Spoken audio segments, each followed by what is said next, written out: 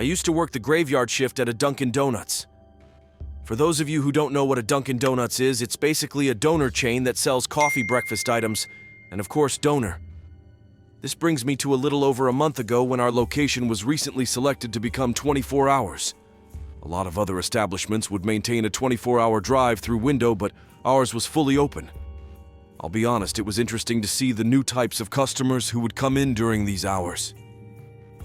We, of course, had the hipsters and guards who had nothing better to do at 3 a.m. than to sit in a coffee shop drinking 1 cup for an hour. There were the occasional overworked businessmen and interns trying desperately to finish their last-minute presentation. A couple weeks ago, I had encountered a new type of customer, though he is very difficult to describe. Have you ever met someone that makes you nervous for some unknown reason? Well, then around 30 a.m., a man walked in with a large overcoat with a collar pulled up and a black beanie on his head. What struck me as odd, Verse, was the lack of people in our lobby. Normally at this time, we'd have the goths huddled in the corner cursing the system or something. But the entire store was empty aside from this man, myself, and my manager was in the back. Probably sleeping or something. After this person walked in, I thought it had to be a homeless man, trying to escape the cold and possibly seek out a hot cup of pity. But then I saw his face. He was somewhat gone by cleanly shaven.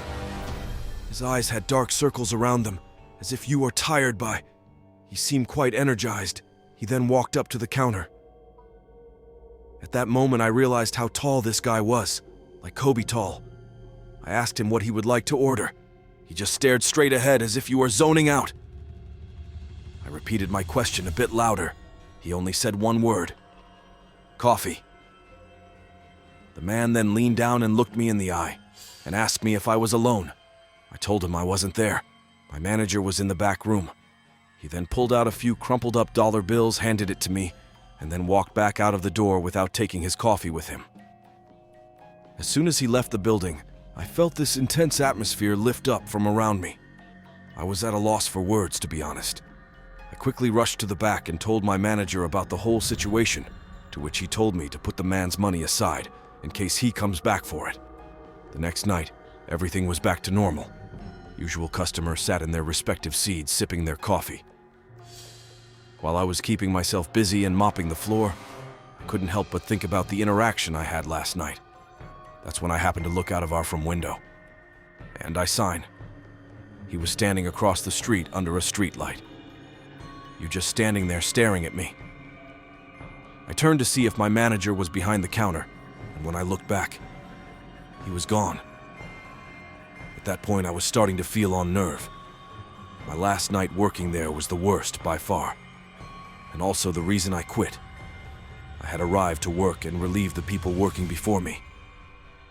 That's when I received a call from my manager telling me that he had a family emergency and would be a few hours late. I was upset by there wasn't much I could do, so I just said all right. After 3 uneventful hours of me cleaning the same racks over and over again to keep my mind off things, I glanced out of the window once more. What I saw me in my blood to nice. The man was standing on the other side of the window. He was grinning at me with a sinister smile that caused my body to season. Right away, I pulled out my cell phone, called the police while my phone was ringing. The man did something strange without peeling his eyes from the glass.